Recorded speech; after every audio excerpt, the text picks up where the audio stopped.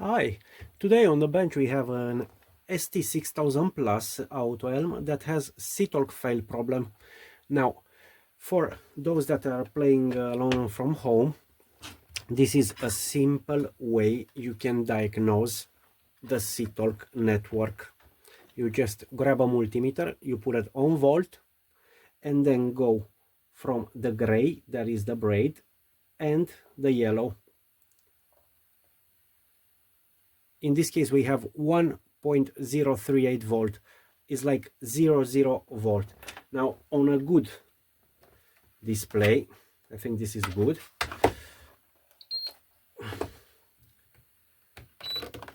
when it's powered, you take the multimeter, just go gray and yellow, 13.42, you have like the power. And when they do communicate one with the other, like if you have it communicating with a smart pilot and so on, then while it's communicated, the voltage goes up and down. Just give me 1 second that I connect that board. It's a little bit messy around here. Just give me 1 second and I'll be back with you. I've connected that board, that's an S3 that has some problems, on the good display. So we have everything. You can go in auto, standby and so on. It even reads the rudder sensor. Now we'll just turn the display on the other side. When it is working, you measure between gray and yellow, and you can see the voltage pulsating. That is the data that's communicating between one and the other. If you watch it carefully, the meters from 12.8 sometimes goes down and sometimes even lower to like around 10. This is the way it's transmitting the data. That is a really simple way to know if it is working or not. Now we have the second C-Talk interface here. Should be this one with this one. And you can see a pulsating over there also. Now I will just show you, just for curiosity, I'll turn on the oscilloscope and I'll show you the waveform, what's going on when you see it pulsating over there. I've connected the oscilloscope and now you can see on it that it has some data. Whenever the data is communicating, it's pulling down the line. So from 12 volt it goes near 0 volt, and that is those pulsating that you can see them on the multimeter. Usually it stays 12 volt, on the up part is 12 volt, down is like 1.5 and so on. So whenever the data is communicating from 12, it's going down. Now we can see that between the two of them there is one that's higher and one that's lower. One of the two, either the pilot or the board, it's having some problems. One is higher, one is lower, one is higher, one is lower. So one of them cannot manage to pull the line all the way down. I think is the display in this case. Now going back to the one that is not working, we reconnected for 1 second and remeasure it. Now if you connect one that is not working, that's almost 0 on the two pins, or 1 volt, and you connect it on the good S3 autopilot, you can burn the autopilot interface. Now I took out the screws and I just try to handle it quick. Already took out the screws around the unit. You can pull it out. Usually doesn't come out the whole thing. It has, once you take out the first cover, you have three screws that I remove beforehand. And now we're going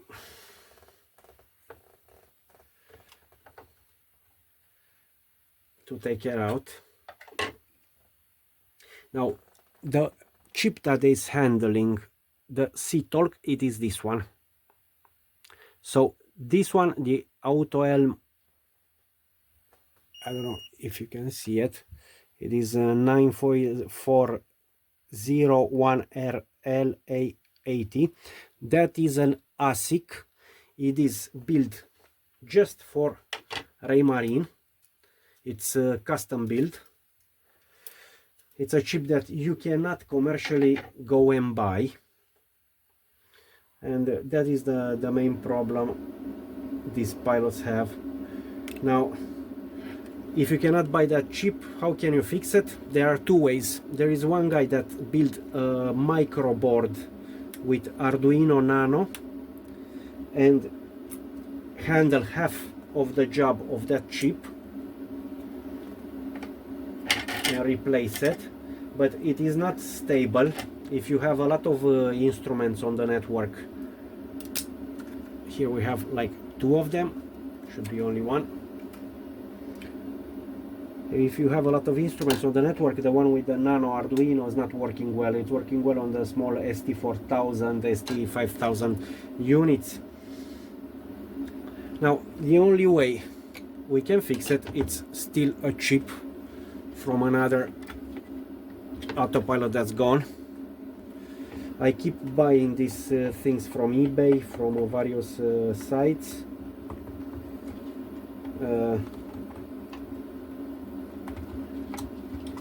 Just to have spare parts, because that chip, I even order some of them from a Chinese supplier.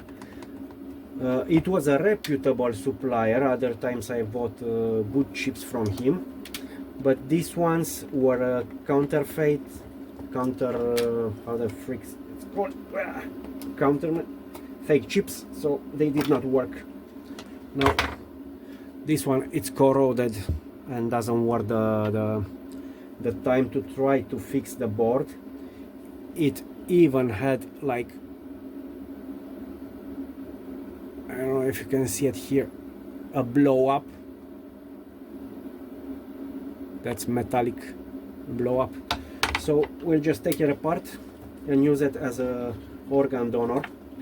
Now this series of Autohelm, they use to have the same board for the 4000, 5000 and 6000 series. So all the autopilots had shared the same board. On the 5000 and 4000 series, they populated all the board, and there are a couple of jumpers that say to the chip that is a 5000 or it's a 4000 or and so on.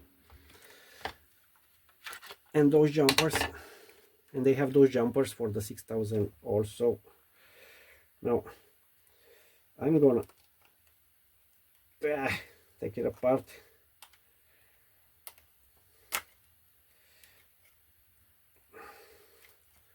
Ooh, it's difficult even to take it apart.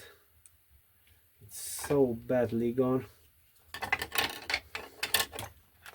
Okay, another one bites the dust. This plasticky thing is, I'm using them for other purposes. Okay.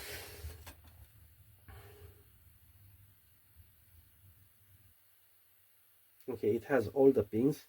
They're not corroded. Is this the same one?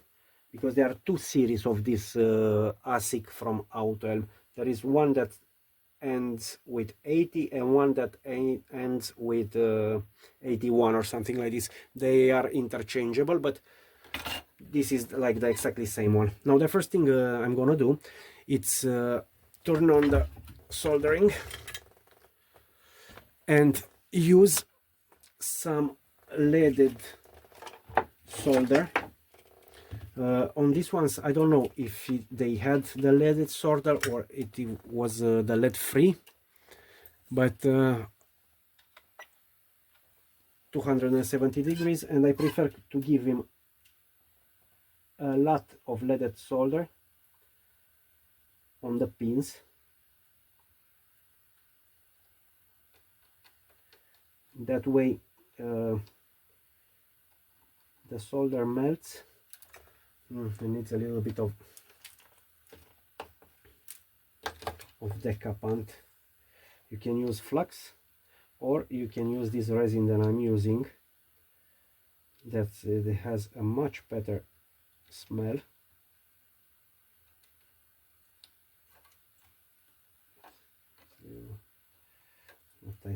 And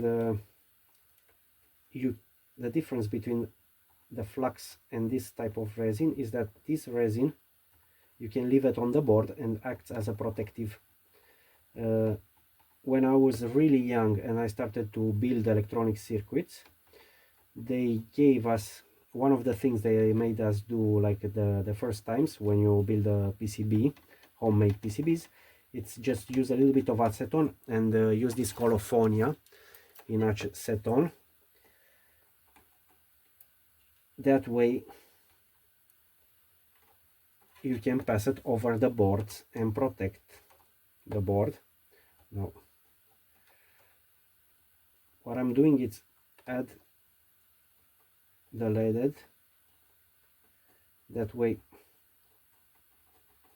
one with the other they combine. I'm still using colophon in acetone as a protective. Now let's just use a little bit of wick.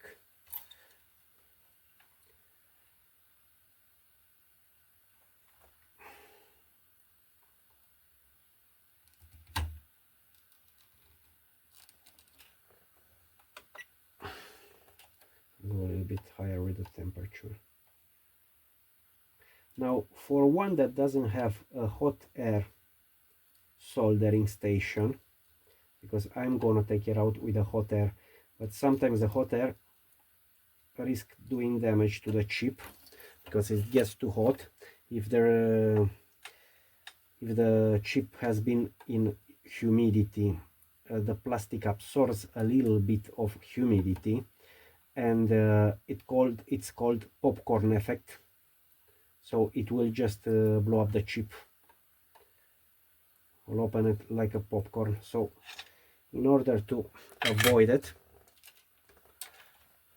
you could heat a little bit the board, but if you don't have a hot soldering, you can take the magnet wire from a relay or from something, put it under the pins, and then with one hand pulling it from one side and then hitting one by one the pins, and the wire will detach them one by one.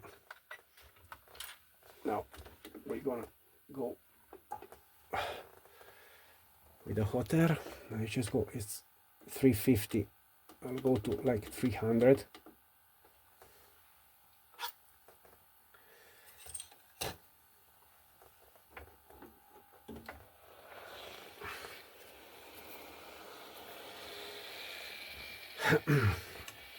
On the old one I'll just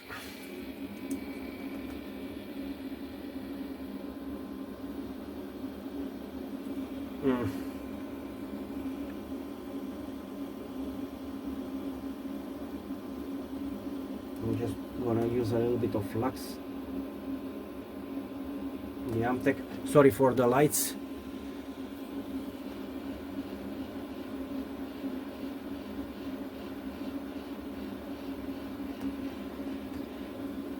I don't know if you can see it.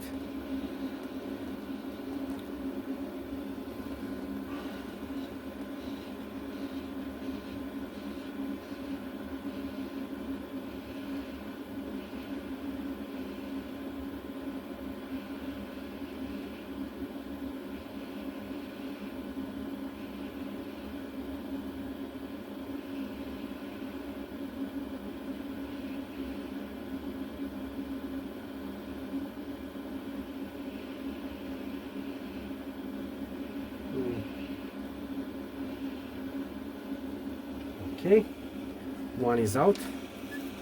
That's the bad one. We'll throw it away. Let's just take out the good one.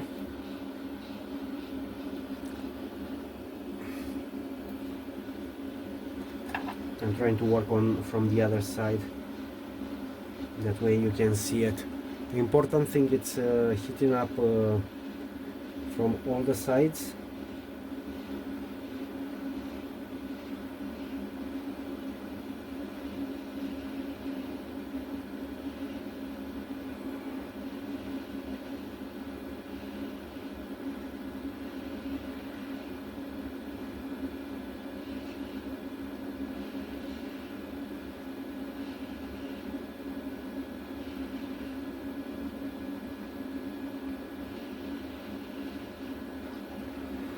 And slowly bring the heat up.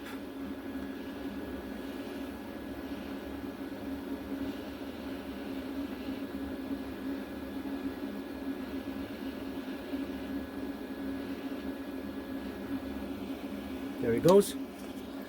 Okay, now this is the good one. We'll put it here. This is the bad board. Just a little bit of cleaning of the pads with the scissors.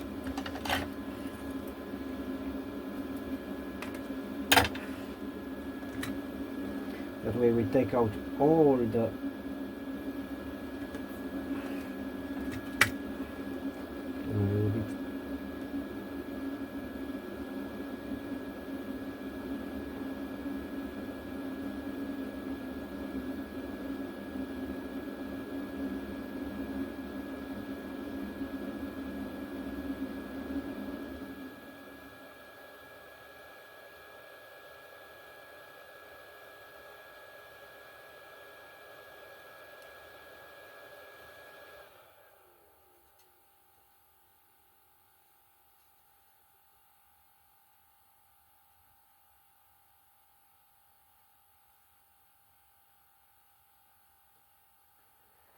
okay, now it is nice and clean. Took out all the old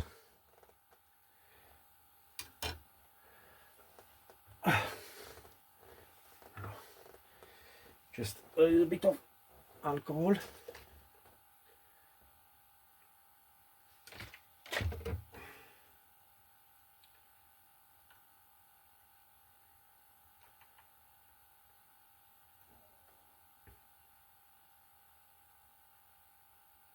Okay, I just have to change the tip. I'll be right back with you. Now, change the tip. Two things. Number one, there are certain people that say just solder it with hot air, like you take it off, but I honestly prefer not to solder it with the hot air, because sometimes it happens that during the resoldering process I've popcorned the chip, and with the small transistors, the EMX transistors that you find on these autopilots, they are like transistors with 6 pins. I don't know, on this board we don't have any.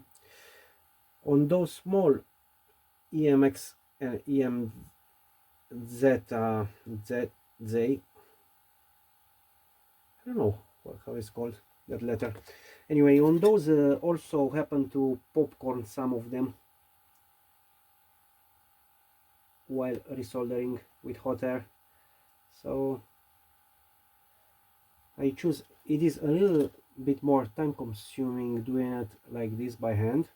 It's a little bit difficult, like it's not so easy,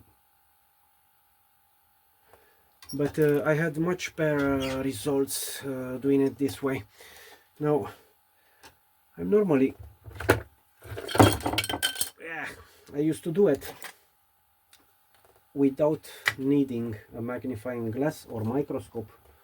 I don't know if you can see what I'm doing here. I used to do it with no magnifying glass, but I'm starting to get old, so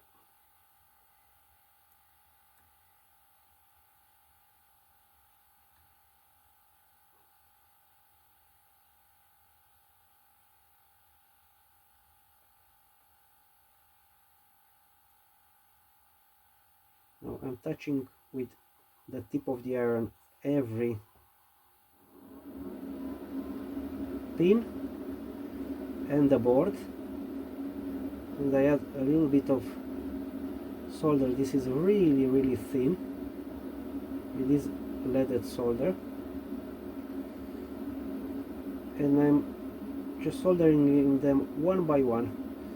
I could just flux it a lot, use a chisel tip, a larger iron tip, and just go and drag solder. You just put it on one side and drag the solder to the other one. If there's too much, you can always use a bit of wick and flux, but it's a matter of taste and how one it's used to work. So in my case, I'm used to doing it like this. Now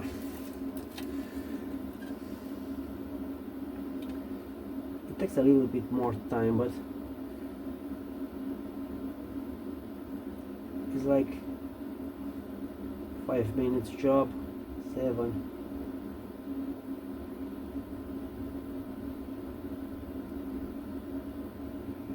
I do miss my Mantus microscope. I used to work in a place that had one. Sorry for the inverter noise. I think I'm gonna replace it. The whole lab here runs on battery power. 2 lithium batteries, 300 amp hour each. No, it's a 200 and a 300, and I'm on inverter. Okay.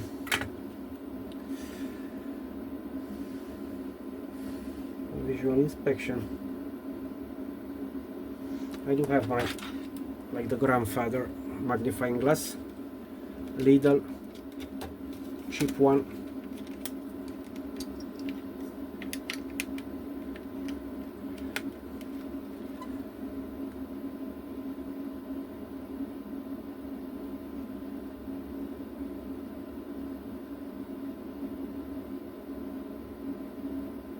Okay, I only need to pass one of them, the first one.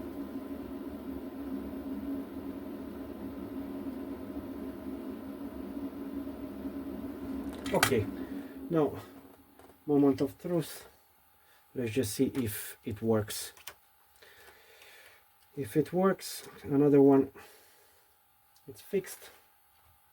If not, really sorry for it. I'll see what I can do. Just one curiosity. Let's just see if there is.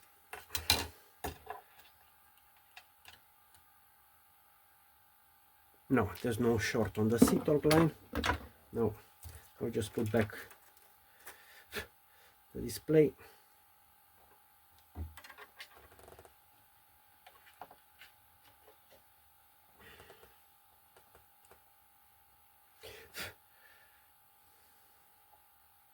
This board is really clean, doesn't have corrosion on it, water did not enter inside it, just the chip failed. Ooh.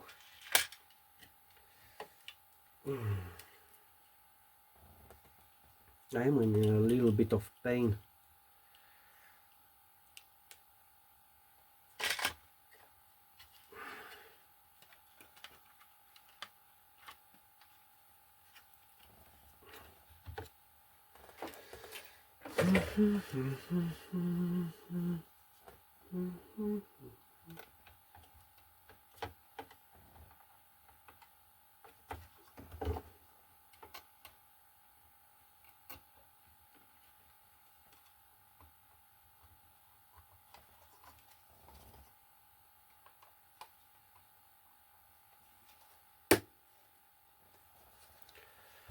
Okay, moment of truth.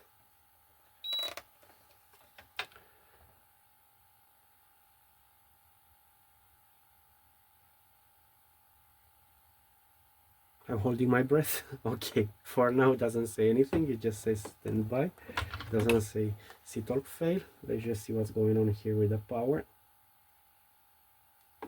I'm home, I need to be on volt. 13.3.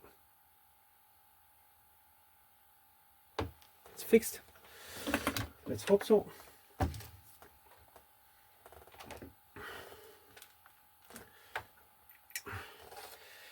That's a lot of mess on my bench. I hate it when it's like this. What the fuck's going on here? I just move. I hate it when the bench is like this. Okay, let's just take this out. Put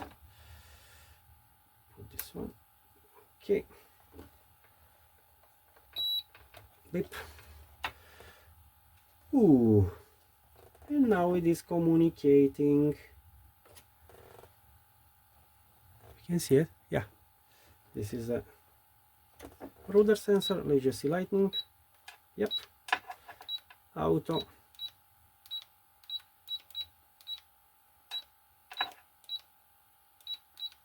All the buttons works. So okay. And that's it. Now we have to do the reverse. So just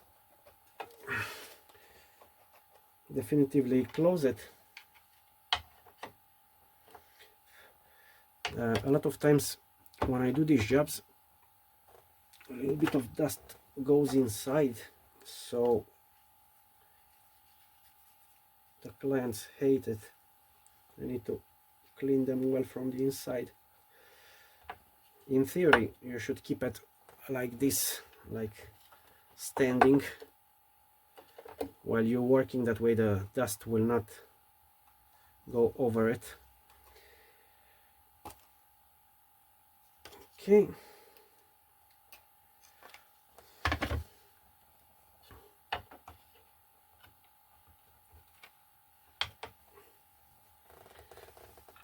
That's good. Now 3 screws.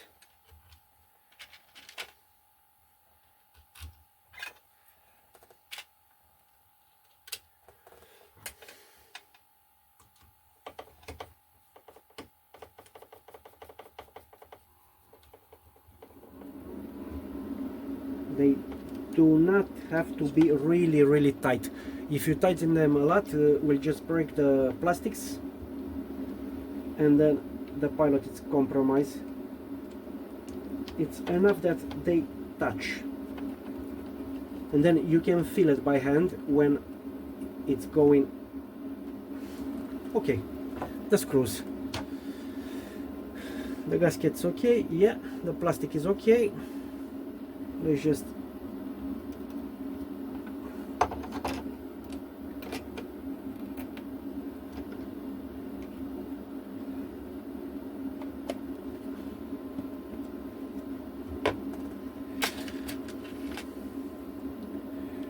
okay, now the Murphy law always gets me, so I will just put 4 of the screws and then retest it. Same thing, you don't have to tighten them a lot.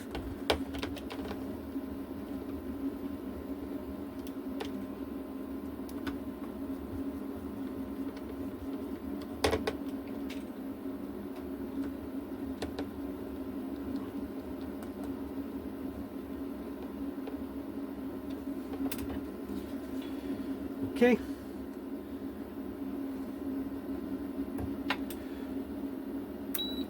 I don't have my usual power supply here in the lab. I have it in the boat. So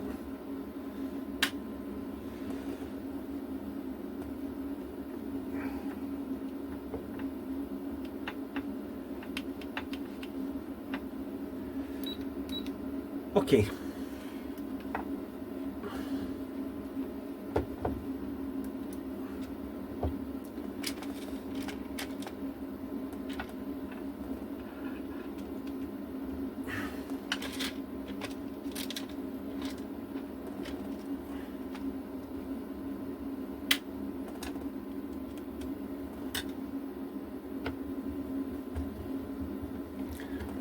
Now, I hope you like it. I hope you understand it. If there's anything that you don't understand in the whole thing, just write it in the comments.